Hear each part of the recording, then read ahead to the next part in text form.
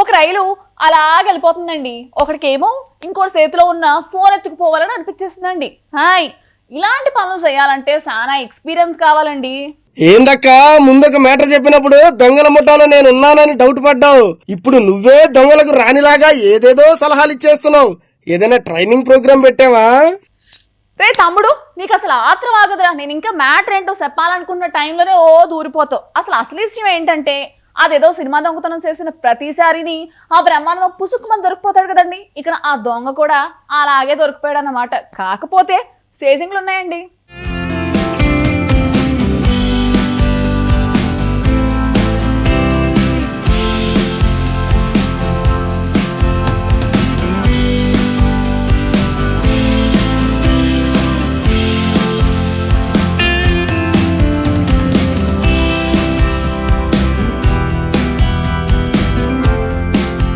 Cinema range scene ఇది. దొంగతనం ఉంది, చేసింగ్ ఉంది, దొంగను పట్టుకుని వాయించడం ఉంది, లాస్టులో పోలీసులకు అప్పగించడం కూడా ఉంది. ఈ వీడియో చూస్తే మీకు అన్నీ కనిపించేస్తాయి.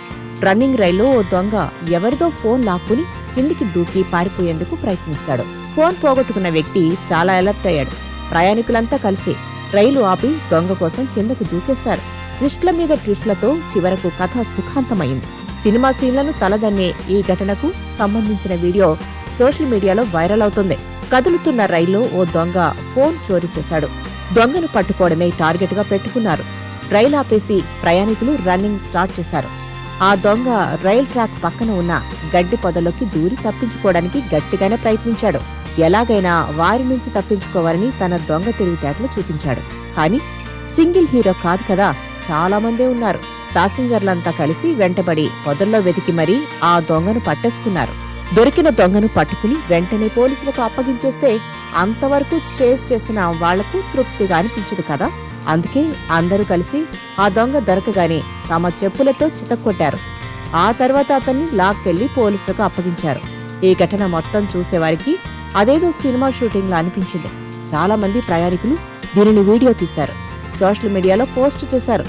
అదిప్పుడు నెమ్మదిగా జనాల్లోకి చేరింది. ఈ వీడియో ప్రస్తుతం నెట్టింట తెగ చక్కర్లు కొడుతుంది. దీనిపై నెటిజన్లు వివిధ రకాలుగా స్పందిస్తున్నారు.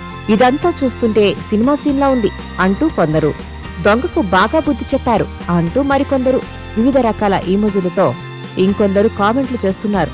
ఈ వీడియో ప్రస్తుతం 3 లక్షలకు పైగా వ్యూస్ ను సొంతం చేసుకుంది.